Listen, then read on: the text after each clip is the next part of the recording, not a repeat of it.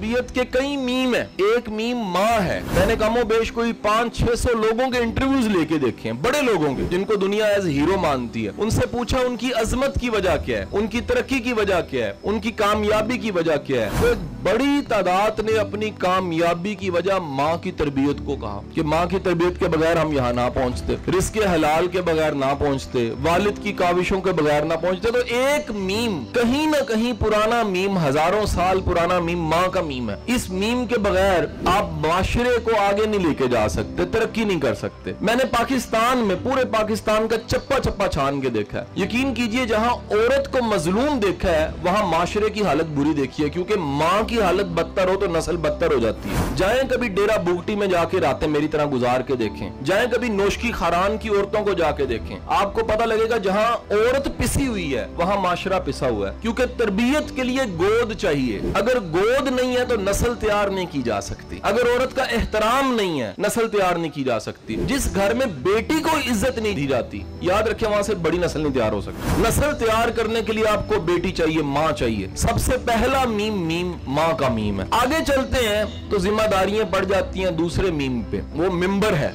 और मिंबर से जुड़ा हुआ मीम कोई इनकारी नहीं है कि हम पूरा हफ्ता कुछ अच्छी बात सुने ना सुने, जुमे का खुतबा जरूर सुनते हैं। हमें कहीं ना कहीं तरबियत जुमे के खुतबे में मिल रही होती है, इस्लाह की बड़ी जरूरत है उसमें भी। अगले मीम की तरफ जाते हैं तो मौलम आ जाता है। मीम से मौलम, बगैर टीचर के सोसाइटी आगे नहीं जा सकती। मैं जब भी पाकिस्तान बनने के बाद का वक्त पढ़ता हूँ तो हैरान होता हूँ कि एक मुल्क के 2 टुकड़े टीचर्स कर देते हैं। एक मुहिम चलती है मुक्तिबामी, और चलते चलते 2 हिस्सों में तकसीम हो जाता है। टीचर की ताकत यह है, तहरीके पाकिस्तान को पढ़ के देखे टीचर की ताकत क्या है, दुनिया की तारीख को पढ़ के देख लें टीचर की ताकत क्या है। बगैर मीम मौलम के माशरे को आगे नहीं लेके जा सकते। आज एक नया मीम भी आ चुका है, उस मीम का नाम मीडिया है। बगैर मीडिया के भी आप तरक्की नहीं कर सकते, बगैर मीडिया के तरबियत नहीं कर सकते, बगैर मीडिया के आप ग्रूम नहीं कर सकते, बगैर मीडिया के इस्लाम मुमकिन नहीं रही। ये जो मीडिया इस वक्त शदीद नेगेटिविटी का शिकार है, मेरा गुमान है इसके बारे में कि आइंदा सालों में ये भी ग्रो करेगा। हमें स्कूल्स बेहतर करने की जरूरत है, हमें मीडिया को बेहतर करने की जरूरत है। आखिरी मीम माशरा है, वो माहौल है जहां से चीजें बनती हैं, वो सराउंडिंग है। स्कूल लाख काम कर ले, घर लाख काम कर ले, अगर इलाका, मोहल्ला, माशरा बेहतर नहीं होता, तरबियत नहीं हो सकती। ये सब के सब मीम मिलते हैं तो फिर सोसाइटी आगे की तरफ बढ़ती है। अब सवाल ये पैदा होता है जिसको तरबियत कहा जाता है, ये तरबियत होती क्या है, तरबियत का मफहूम क्या है, मतलब क्या है, हम क्या समझे हैं तरबियत, और दुनिया तरबियत क्या समझ रही है। गोरा ये कह रहा है कि तरबियत एक ऐसा अमल है जिससे गुजरने के बाद जो तरबियत के अमल से गुजरा होता है उसमें एतमाद होता है। Point number 1 which is called in English C, confidence. बगैर एतमाद के तरबियत नहीं है। एक तरबियत याफ्ता इंसान पुरएतमाद होता है। किस पे एतमाद होता है उसका? गोरा कहता है 2 चीजों पे एतमाद होता है, और मेरा मानना है एक मुसलमान होने के नाते 3 ईमान बड़े जरूरी हैं। गोरा कहता है पहला ईमान है अपनी जात पे, खुद पे, सेल्फ कॉन्फिडेंस। ये नहीं है आप तालीम याफ्ता नहीं है, आपका अपनी तहरीर पे, गुफ्तगू पे, लिखने पे, बोलने पे, अपने काम पे अगर आपका यकीन नहीं है तो पहला C आपके पास नहीं है, सेल्फ कॉन्फिडेंस नहीं है। दूसरा कॉन्फिडेंस पे गोरा आके रुक जाता है, वो कहता है जी सिस्टम ऑफ नेचर, कायनात के निजाम पे यकीन, कि मैं चीज को उठाऊंगा, अगर फेंकूंगा नीचे गिरेगी, ग्रेविटी है, इस ग्रेविटी पे यकीन, पूरा निजाम जो चल रहा है, हर चीज के कवानीन है। मोमिन का ईमान ये है कि ये निजाम के पीछे जो खालिक के निजाम है अल्लाह, उस पे भी ईमान होना चाहिए। 3 यकीन हो गए, सेल्फ कॉन्फिडेंस, इस अल्लाह के बनाए निजाम पे कॉन्फिडेंस, और उस खालिक पे पूरा ईमान, राज़िक पे पूरा ईमान, हिसाब करने वाले पे पूरा ईमान, रहार, जब्बार, कहार, रहीम पे पूरा ईमान। ये तीनों चीजों के मजमूए का नाम फर्स्ट C है। इसका नाम क्या हो गया? कॉन्फिडेंस। अगर पढ़ा लिखा बंदा पुरएतमाद नहीं है, वो जाहिल हो सकता है, पढ़ा लिखा नहीं हो सकता। एतमाद जब भी होगा पहला C होगा।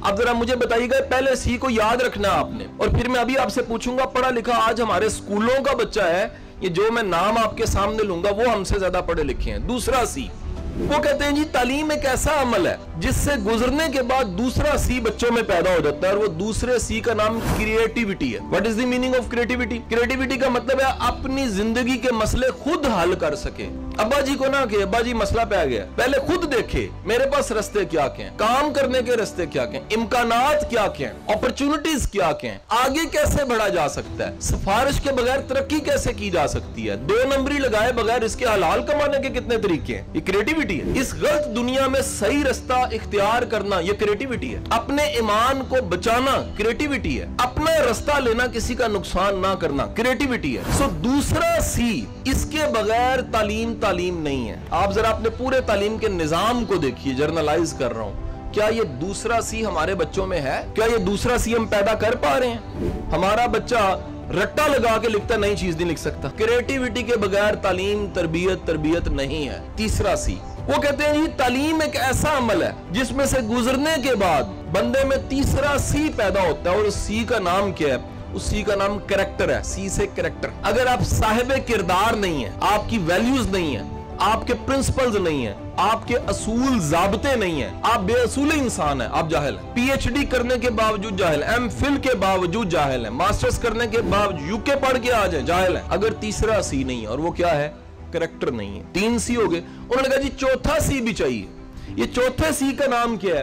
कि पढ़ा लिखा शख्स या पढ़ाई लिखाई वो अमल है जो बंदे को चौथे सी पे खड़ा करती है, और उस सी का नाम है सी से कंट्रीब्यूशन। अगर पढ़ने लिखने के बाद आप फायदेमंद शख्स नहीं बने, आप जाहिल हैं।